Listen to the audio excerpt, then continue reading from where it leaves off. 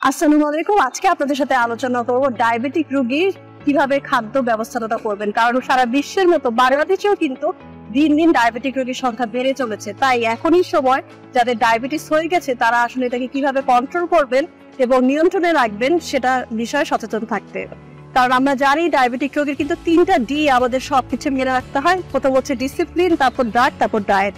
এর মানে নিয়ম অনুযায়ী আপনার জীবন যাপন করতে হবে, মানে সঠিক সময় খাওয়া, সঠিক পরিমাণে খাওয়া এবং সঠিকভাবে ঘুমানো, পর্যাপ্ত রেস্ট পাওয়া, ব্যায়াম করা, এটা হচ্ছে ডিসিপ্লিনের অন্তরায় পড়ে।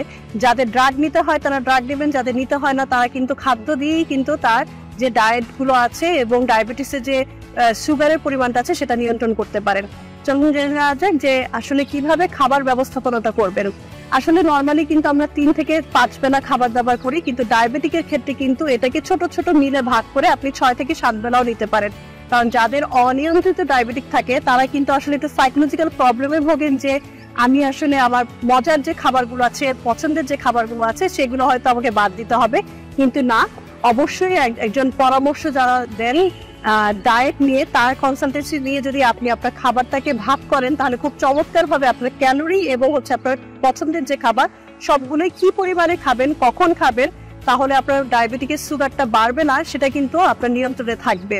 যেমন সকালবেলা নাস্তাতে আপনি যদি একটু কমপ্লেক্স কার্বোহাইড্রেট যেমন সাদা চালের ভাত এবং হচ্ছে সাদা রুটি এটা না খেয়ে কমপ্লেক্স কার্বোহাইড্রেট যেমন লাল আটার রুটি, লাল চালের ভাত, ব্রাউন ব্রেড এই ধরনের খাবার খান, তাহলে কিন্তু আপনার এই যে ডায়াবেটিসের সুগারটা নিয়ে প্রবলেম হওয়ার কথা সেটা কিন্তু হবে না। সাথে প্রচুর পরিমাণে সবজি নিতে পারে এবং সবজিটা কিন্তু অবশ্যই মাটির নিচে যে সবজি সেটা অবশ্যই নেওয়া যাবে না, মূলা, আলু, গাজর, কচুলতি এই ধরনের সবজিগুলো।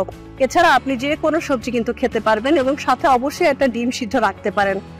চা খেতে পারেন, কিন্তু সেটা অবশ্যই ব্রেকফাস্ট করার 30 থেকে 40 মিনিট পরে আপনি হচ্ছে সেই রং চাটা আপনি খাবেন এবং সেটা চিনি ছাড়া হলে সবচেয়ে ভালো হয়।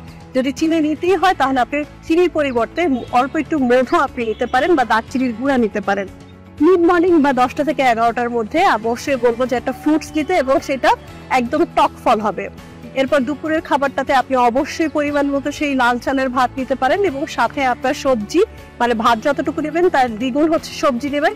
অবশ্যই একটা মাছ এবং মুরগি একটা বড় টুকরা নেবেন, ছোট হলে 2 টুকরা নেবেন, সাথে ডাল রাখতে পারেন।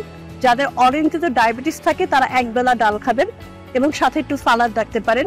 এবং সন্ধ্যাবেলার খাবারটাতে আপনি খুব সুন্দরভাবে রং চা, চিরামুড়ি খেতে পারেন বা যে কোনো একটা ডায়াবেটিক বিস্কিট আপনি নিতে পারেন। এবং রাতের খাবারটা অবশ্যই আপনি খেয়াল করবেন, সন্ধ্যাবেলায় আপনি হেঁটে আধা ঘন্টা তারপরে হচ্ছে রেস্ট নিয়ে রাতের খাবারটা শেষ করবেন। রাতে ঘুমানোর 2 ঘন্টা আগে আপনি রাতের খাবারটা শেষ করবেন।